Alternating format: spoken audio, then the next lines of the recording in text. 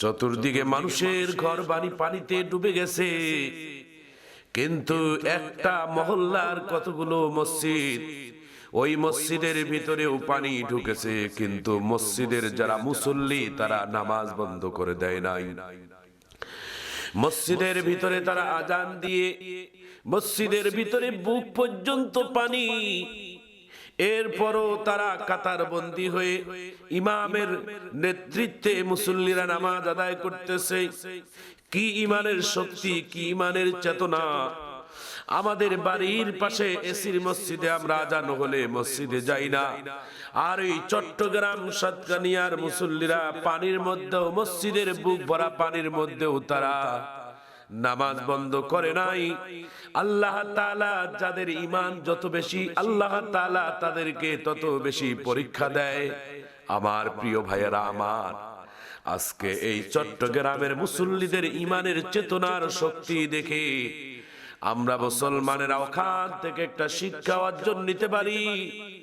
মহান আল্লাহ তাআলা আমাদেরকে সৃষ্টি করেছেন তার ইবাদতের জন্য। ওয়ামা খালাকুতুল জিন্না ওয়াল ইনসা ইল্লা লিয়াবুদুন। ও মুসলমান ভাইয়েরা আমার, আল্লাহ তাআলা আমাদেরকে সৃষ্টি করেছেন তার ইবাদতের জন্য, তার বন্দিগের জন্য। বান্দার যত মুসিবত আসুক না কেন, বান্দার উপর যত বড় আল্লাহ তাআলা মাসাপালা মুসিবত দেখ না কেন, নামাজের সময় বান্দা যখন সেজদার মধ্যে যায় আল্লাহকে ডাক দিবে, সমস্ত দুঃখ যন্ত্রণা বান্দা গুলো ভুলে গিয়ে আমার মহান আল্লাহর কদমে সেজদায় পড়ে তৃপ্তি নিবে। প্রিয় বন্ধুরা আমার, নামাজ হচ্ছেন মুসলমানের ঈমানের শক্তির অন্যতম একটি হাতিয়ার। আমাদের প্রিয় নবী মুহাম্মদুর রাসূলুল্লাহ সাল্লাল্লাহু আলাইহি ওয়াসাল্লামের জীবনের সবথেকে তিনটি কাজের মধ্যে সবথেকে নামাজ ছিল সবথেকে অধিক প্রিয়।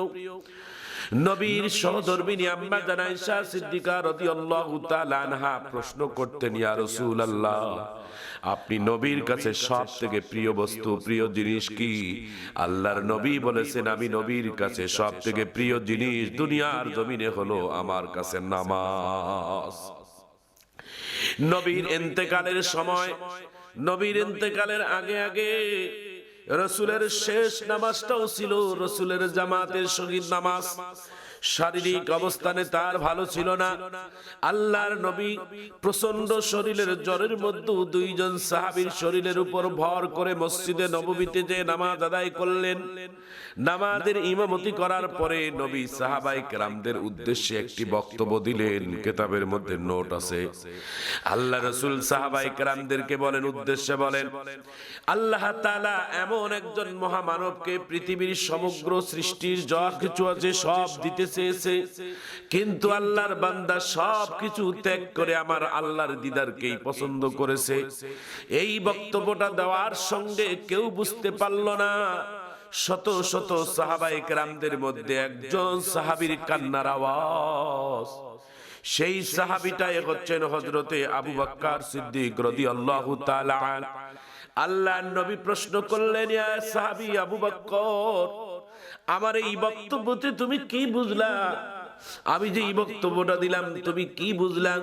হযরত আবু বকর চোখের পানি ছেড়ে দিয়া বলে, ইয়া রাসূলুল্লাহ, ইয়া হাবিবাল্লাহ, এই পৃথিবীতে আল্লাহ তাআলা সব কিছু দিতে এসেছেন তার প্রিয় হাবিব মুহাম্মদ সাল্লাল্লাহু আলাইহি ওয়াসাল্লামকে, আর সেই মুহাম্মদ সব কিছু ত্যাগ করে আল্লাহর দিদারকেই পছন্দ করেছেন। তার মানে হয়তো আমাদের মাঝে আর বেশি দিন আপনি থাকবেন না। আমরা হয়তো আপনার পিছনে নামাজের ইক্তেদা করতে পারবো না, হয়তো আমরা আর বেশি দিন আপনার দরবারে আসতে পারবো না, হয়তো আপনার নুরানি মুবারকের চেহারা আর বেশি দিন দেখতে পারবো না। এই কথার দ্বারা এটাই বোঝায় আল্লাহর নবী বুঝতে পেরে মসজিদে নববী থেকে নিজের ঘরে আসলেন। আম্মা জান আয়েশা সিদ্দিকা রাদিয়াল্লাহু তাআলা আনহাকে ডাক দিয়ে বলেন, আয়েশা, তুমি আমার মাথার মধ্যে একটু তেল দিয়ে দাও। বিশ্ব নবী যেই দিন ইন্তেকাল করবেন তার আগের দিনও মসজিদে নববীর ভিতরে আজান হয়েছে। আল্লাহর নবী মসজিদে নববীতে যাইতে পারে না। হযরতে আবু বকর সিদ্দিক রাদিয়াল্লাহু তাআলা আনহুর নেতৃত্বে নামাজের আদায় হয়ে গেল। নামাজের সময় হযরতে আয়েশা সিদ্দিকাকে ডাক দিয়ে বলেন, আয়েশা তুমি আমাকে একটু বিছানা থেকে উঠে ধরো, আমাকে মাথার মধ্যে একটু তেল দিয়ে দাও, আর মসজিদে নববীর দেখার মতো জানলাটা খুলে দাও। আল্লাহর নবী মসজিদে নববীর দৃশ্য দেখে চোখের পানি ছেড়ে ছেড়ে দিয়ে কান্দে আর বুক ভিজে যায়।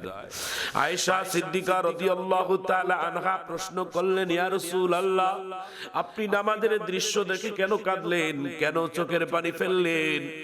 আল্লাহর নবী বলেন, আয়েশা রে এই জন্য কাঁদলাম, এই 63 বছর হায়াতের জিন্দেগিতে আমি প্রিয় নবী কত জায়গায় নির্যাতিত হয়েছি, কত জায়গায় লাঞ্ছিত হয়েছি। উহুদের ময়দান যেখানে দান দান মোবারক আমার শহীদ হয়েছে, তায়েফের ময়দানে কয়েক বালতি রক্ত পড়েছে, আমাকে মক্কা থেকে মদিনায় হিজরত করতে হয়েছে, না খেয়ে না খেয়ে ইসলামের জন্য কতই কষ্ট করেছি। আজকে এই চোখের পানিটা আমার কোনো কষ্টের চোখের পানি নয় রে আয়েশা, এই চোখের পানিটা হচ্ছে আমার সুখের পানি, আনন্দের পানি। বলে কেন? বলে এই চোখের পানি আমি দেখলাম, খুশি লাগলো এই জন্য যে আল্লাহ তাআলা আমাকে দেখাইলো আমি নবীর ইন্তেকালের পরেও কিয়ামতের আগ পর্যন্ত আমার উম্মতেরা এইভাবে মসজিদের মধ্যে সারিবদ্ধ হয়ে নামাজ আদায় করবে।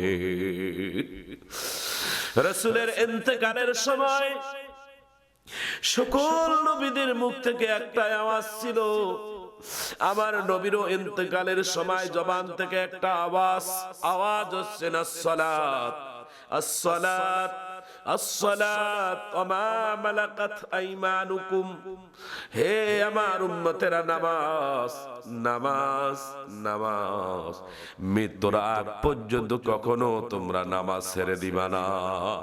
নামাজ হচ্ছেন বেহেশতের চাবি। ক্বালান নবী সাল্লাল্লাহু আলাইহি ওয়াসাল্লাম আসসালাতু মিফতাহুল জান্নাহ, জান্নাতের দরজার মধ্যে তালা লাগা থাকবে, জান্নাতের দরজা খুলবে আল্লাহ তাআলা নামাজের মধ্য দিয়ে। যারা নামাজি তারা সেই দিন জান্নাতের চাবি খুলতে পারবে। যারা নামাজ পড়ে নাই জান্নাতের দরজায় যাবে কিন্তু তার জান্নাতের দরজা খোলা হবে না। এই জন্য প্রিয় ভাইরা আমার, নামাজ জীবনে যতদিন বেঁচে থাকবো ততদিন আমরা নামাজ আদায় করব। নামাজ কোনোদিন জীবনে কোনোদিন ছেড়ে দেব না। ওই যে চট্টগ্রাম জেলার সাতকানিয়া, চতুর্দিকে পানি আর পানি, চতুর্দিকে থই থই পানি। একটা মহল্লার মসজিদের মধ্যে মুসল্লিদের দৃশ্য দেখলাম, সেখানে সেই মসজিদের মধ্যে বুক ভরা পানি ছিল। সেখানে মুসল্লিরা তবুও মসজিদ থেকে বঞ্চিত হয় নাই। সেখানে আজান দিয়ে সবাই কাতার বন্দী হয়ে নামাজের জন্য দাঁড়িয়ে গেছে। কি ইমানের শক্তি, কি ইমানের চেতনা! আজকে সেই চট্টগ্রাম জেলার কিছু মুসলমান ভাইয়েরা দেখিয়ে দিলেন বুক ভরা মসজিদের মধ্যে পানি, এরপরও তারা মসজিদের বন্ধ করে নাই, তারা নামাজের জন্য তারা নামাজ পড়তেই গেছে।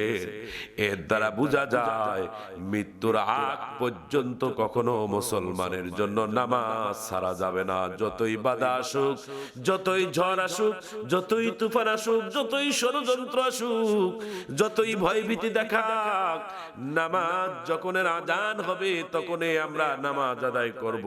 এটা হচ্ছেন মুসলমানের সব থেকে প্রধান কাজ। নবীর জামানায় একজন সাহাবী, নাম তার আব্দুল্লাহ ইবনে মাকতুম, তিনি কান দিয়ে শোনে কিন্তু চোখে দেখে না। মসজিদে নববীতে এসে আল্লাহর নবীকে বললেন, ইয়া রাসূলুল্লাহ, ইয়া হাবিবাল্লাহ, আমি আযান কান দিয়ে শুনতে পাই তবে দেখতে পাই না। মসজিদে নববীতে দুইটা ওয়াক্ত নামাজ আমার জন্য আসা কষ্ট হয়। একটি হলেন সালাতুল ফজর, আর একটি হলেন সালাতুল ইশা, অর্থাৎ ইশার নামাজ আর ফজরের নামাজ। এই দুইটা নামাজ আমি একা একা বাড়িতে আদায় করতে পারি কিনা। আল্লাহর নবী বলছেন, আব্দুল্লাহ রে, মসজিদে নববীর পিলার থেকে তোমার বাড়ির দরজা পর্যন্ত একটা সুতা অথবা কোনো সুতা লাগিয়ে দাও, রশি লাগিয়ে দাও। আজানের সময় যখন তুমি শুনতে পাবা, ওই রশি ধরে ধরে তুমি মসজিদে আসবা। এরপরও কোনো পুরুষ মানুষ ঘরের মধ্যে নামাজ পড়া ঠিক না। আল্লাহর নবী বলেন, কোন পুরুষ জাতি যদি নামাজের সময় যদি নিজের ঘরে কোনো ওসিয়ত, কোনো জরুরত ছাড়া, কোনো কিছুই ছাড়া যদি একাকী নামাজ আদায় করে, আল্লাহ রসুল বলছেন আমি নবীর ইচ্ছা হয় তার নিজের ঘরটা যেন আগুন দিয়ে জ্বালিয়ে পুড়িয়ে দেই।